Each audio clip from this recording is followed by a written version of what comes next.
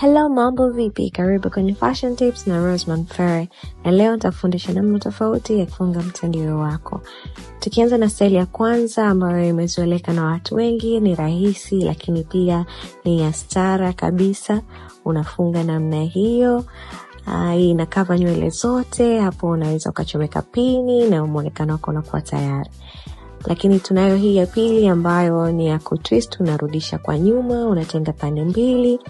Lakini unakuja kuitwistia hapo katikati ili kupata muonekano mzuri zaidi ama uweze kupendeza vizuri zaidi.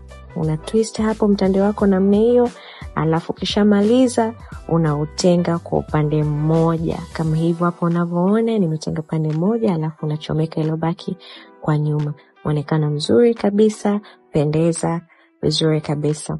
Kiachana na hii, kuna hii ya kutwist hapo katikati kama hii iliyopita, lakini hii kisha twist unazungusha hapo katikati kutengeneza fundo ili kupata muonekano mwingine wa kitofauti na ambao ni mzuri sana sana sana. Kama unavyoona hapo nimependeza na muonekano huu pia. Kiachana na huu, baada ya kuweka kilemba hivyo, unachomeka pini, lakini pia unaurusha mtandio wako hivyo. Hakikisha una mtandio ambao una maua ili kuweza kupata muonekano mzuri sana. Kama hutaki kurusha, unaweza kuzungushia ukamaliza hivyo, na hapo ukachomeka pini yako vizuri kabisa, na kile kipande kilichobaki ukakizungushia namna hivyo, ukapata kilemba chenye mawimbi kama unavyoona.